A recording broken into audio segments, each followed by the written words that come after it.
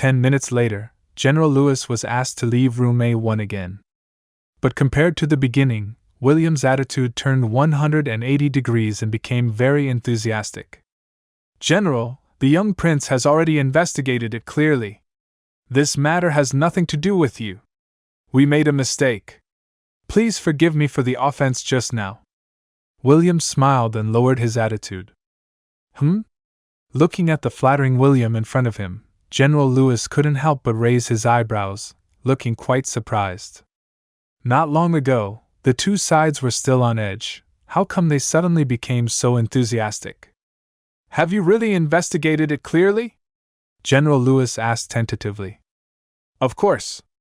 According to our investigation, Chen Xavier disappeared because of revenge by enemies in Estonia," William said seriously. "This guy was domineering outside and caused a lot of trouble. He deserved what he got today.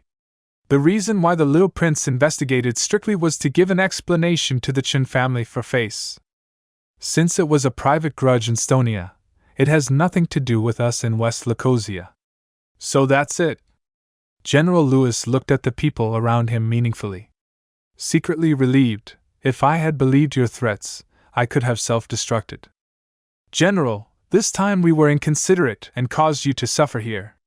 In order to express our apology, the little prince specially set up a table in the mansion and planned to invite you to dinner to make amends," William said with a smile. "General William, you are too kind. It is only natural that the young prince asked me to cooperate with the investigation. I don't deserve to apologize or anything like that," General Lewis said lightly. The change in Thorian's attitude made him a little unpredictable. What is the other party up to? One moment he used coercion and inducement, and the next moment he held a banquet enthusiastically. Is there any conspiracy? No matter what, the young prince feels guilty. It's just a meal. The general will not refuse to give him a face, right? William smiled. This? General Lewis hesitated for a moment, and finally nodded. Since the young prince has spoken, I will not refuse it disrespectfully. General, please come this way. William smiled and enthusiastically took General Lewis away. This scene happened to be seen by the Grand Secretary of Skyseal Pavilion. Looking at the burly back of General Lewis and William's enthusiastic attitude, the Grand Secretary of Skyseal Pavilion frowned and felt a little uneasy. Excuse me, is it General Lewis who just passed by? The Grand Secretary of Skyseal Pavilion asked the guards of the palace beside him. Yes. The guard on the left replied. This time the law enforcement team investigated the real murderer, and the general made a great contribution to the report. The young prince will have a grand banquet for the general tonight. There is such a thing? The face of the Grand Secretary of Skyseal Pavilion changed slightly, and he became more and more uneasy. Shut up! Who told you to say these things? If the little prince knows, be careful to tear your mouth apart. The guard on the right whispered. The guard on the left was so scared that he immediately lowered his head and stopped talking. The Grand Secretary of Skyseal Pavilion saw the performance of the two people. At this moment, he felt very heavy in his heart.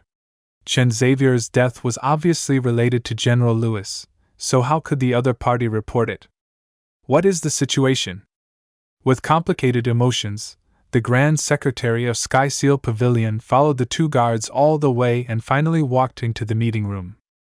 At this moment, in the meeting room, Thorian sat in the middle. His expression was indifferent, and his every move was accompanied by an invisible pressure. My young prince! After the Grand Secretary of Skyseal Pavilion walked into the door, he bowed respectfully to Thorian. Grand Scholar, do you know why you are here? Thorian said calmly. I don't know, please tell me, young prince. The Grand Scholar of Skyseal Pavilion lowered his head, feeling a little uneasy. Do you really not know? Or are you pretending to be stupid? Thorian had no expression on his face. The Grand Scholar of Skyseal Pavilion was about to speak, but heard a bang, and a teacup suddenly fell under his feet. The broken porcelain pieces, along with the tea, splashed all over his legs. The Grand Scholar of Skyseal Pavilion was frightened and looked up in astonishment. just meeting Thorian's cold and murderous eyes. "Mr. Wong! You'd better tell me the truth. If you say anything false, don't blame me for not remembering our old friendship," Thorian shouted angrily. Seeing this, the Grand Scholar of Skyseal Pavilion broke out in a cold sweat and said in fear, "Young Prince, calm down. I am old and my memory is not good. If I have offended you in any way, please forgive me, young Prince." "Humph! Don't try that on me." Thorian walked forward aggressively, staring down at the Grand Secretary of Skyseal Pavilion, and said coldly, "Someone reported it in real name, saying that you killed Chen Xavier and then destroyed the body. You are so bold that you dare to touch even my guests. I think you are tired of living." After these words came out, the Grand Secretary of Skyseal Pavilion was frightened and his face changed drastically. He knelt on the ground with a bang. "Little Prince! Unjust! Unjust!" The Grand Secretary of Skyseal Pavilion cried and cried out for injustice. "I have been an official for decades. Although I have done some bribery, I have never killed anyone. Someone must have framed me. Please investigate." After saying that, he slammed his head on the ground. Bang, bang, bang, several times, and his head was bleeding. And just can't accept it. This can't be the end yet. You promised to never leave, and now you're gone. Can't believe I can feel the world slipping away as you slowly fade from my everyday. You promised forever a love without end, but now I'm left broken, struggling to mend. I thought we were so tied, destined for a lifetime, love with no end, love with no end.